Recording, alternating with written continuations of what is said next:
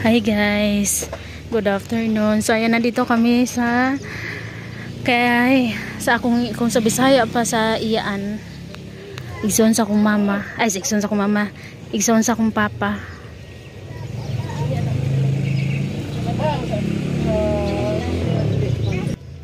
Ayan. Nagluluto sila na. Dito sila nagluluto, nagsasaing. Siguro saging yung niluluto nila kasi pagkarating namin. Ang saya nila. At saka dito guys, gumagawa rin pala sila ng uling. Dito yung tambayan nila. Ang fresh ng hangin dito. Uy, miss ko to yung mga ganitong bukid-bukid ba. Tapos yung mga kahoy dito, ayan. Pero yun nga, hindi ka na basta-basta makakakuha dito ng kahoy. Kailangan magpaalam ka sa security guard para hindi ka maano ba. Kasi dito, mahigpit na daw dito ba. Bawal ka na pumasok sa gubat-gubat dito, manguha ng kahoy.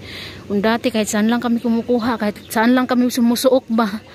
Pumapasok sa mga ganyan, mga libre para lang makakuha ng kahoy. Daming kahoy dito, di ka na magproblema. Yan si Arin, kumakain siya ng sweet corn. Sweet corn popcorn pala, sorry. O, sabi ko sa kay auntie, buti pa sila auntie, nagkatanim kayo dito sa amin, hindi. Doon, hindi naman sa hindi makakatanim doon. Doon kasi sa bahay namin, kumbaga, pag magtatanim ka daw doon, maubos lang daw ng mga manok.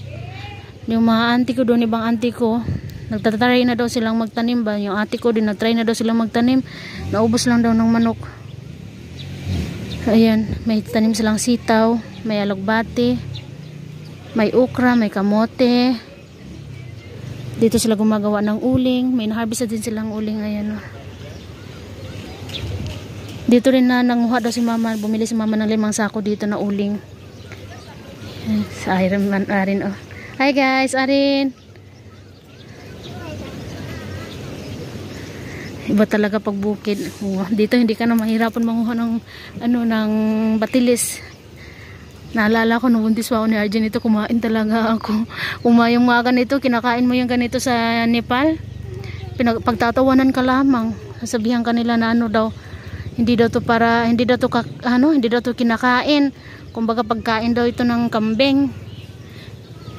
Sa atin naman kinakain naman natin yan. May manok din pala sila, ayan o. Ito yung bukid.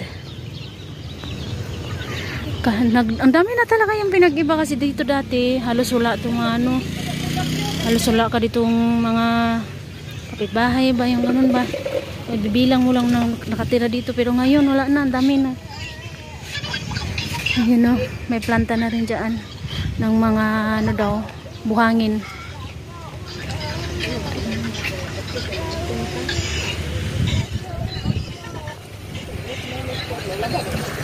Ito yung tindahan ng auntie, kapatid ni Papa.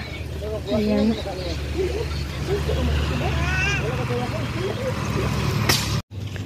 Ayan guys, ganda ng na to. May malunggay. Papag-uwi namin mamaya si Tiyak ay makakaano kami ng malunggay. Ayan na. May nakita po pala ako na magtanim na lang daw ako ng malunggay. Doon po sa namin, sa lugar namin is mahirap po makatanim doon kasi nga wala na ho talaga masyadong space doon. At saka yung sa harap ng bahay namin na yung ginawang parking ng motor is yun, para mabuhangin ba, pang tawag dito, balas ba, para pang mix sa simento. May tangkong din hindi ko lang din alam kung kanina to.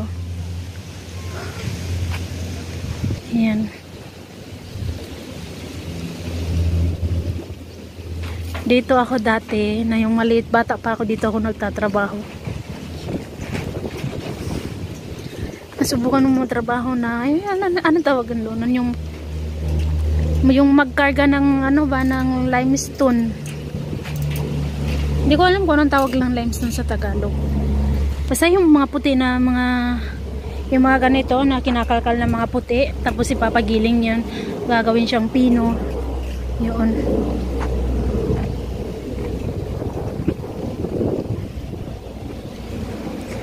Dito talaga yung grabe yung hangin, fresh. Meron pa rin pala ito. Ayan o. Hanggang ngayon meron pa siya guys o. Dito namin pinapagiling dati yung mga nabubungkal namin ng mga bato-bato. Minsan yung bato na malalaki dinudurog namin. nung ano pa lang ako, simula nung bata pa ako hanggang sa nag-ano ako ng 12 years old ako or 13. Ito yung kabuhayan namin dati. Kumbaga, hindi kabuhayan, kumbaga dito kami nagtatrabaho para sa pang-araw-araw namin ba, yung ganun. Magala-gala lang kami doon, guys. May planta na rin pala dito. Bago to.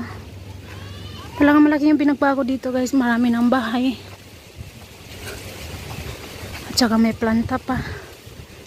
Ayan. Kahit mainit, tara. Gala-gala tayo.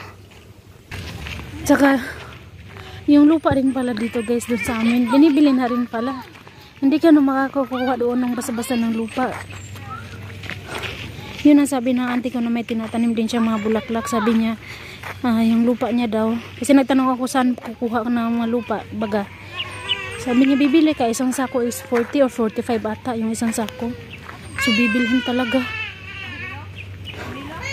Ang init. Tingnan niyo yung aeroplano. Nagtingin si RG. Ayan. Grabe yung init.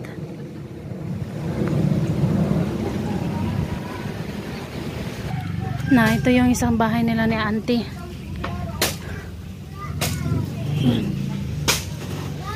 Katlok ba diri ah? Ano ito? Yung bahay ni na auntie, yung sa iyaan ako ba kumbaga?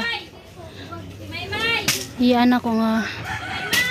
Itong atubangan sa mga balay nga Lungaganan. Dito mo na ilang balay, kaduha nilang balay diri ah. So, pasok po tayo, guys. Nagunsa ka te? Hi guys, welcome back to my channel po. Hello po, good evening. Good evening. Tulog na yung mga bata. Ako na lamang yung mag-isang nagising.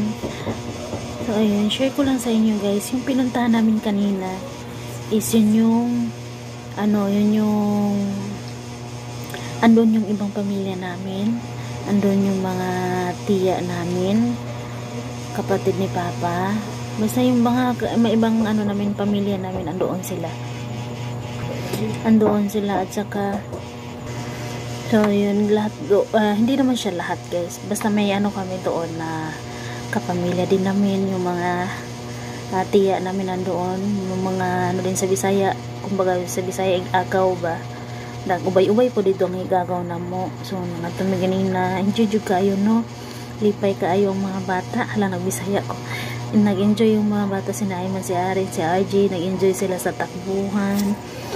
Saka sa galaan doon. Basta enjoy guys. Alam mo yung talaga ba? Yung bukid na hangin bukid talaga ba yung ang sarap sa ang sarap doon magtambay, yung ganun. Saka nagluluto din sila doon ng guys, ng saging. Nilagang saging, kumain kami kanina. Nilagang saging na may ginamos at uyap.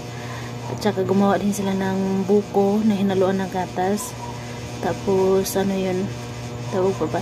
Nagluto din sila dito doon ng banana cue, pero binibenta nila yun. At saka nagluto sila ng pilipit na maliliit guys, binibenta din nila. So yun, basta guys, nag-enjoy yung mga bata doon sobra. Hindi ko na lahat nakuha ng video at saka hindi ko rin naman lahat napuntahan doon. Yung napuntahan ko lang is 2 bahay lang. Yung tiya ko rin na kapitbahay na namin dito. May isa kasi doon sa kabila doon is yung isa doon na pinuntahan namin ng bahay nila, yung sabi ko pangalawang bahay nila is yun yung parang kubo-kubo nila lang doon. So minsan nagtatambay sila doon, minsan dito, yung ganun. So tabrang lang ba, parang bahala sila kung saan nila gusto. Kung gusto nila mag-stay doon sila makatulog, yung ganun ba. Masaya doon yung mga bata. Ang hangin doon maganda, mas malaki yung yung space ng tawag dito, ng takbuhan nila. At saka rin naman sila sa may klasada, marami din yung mga truck na malalaki.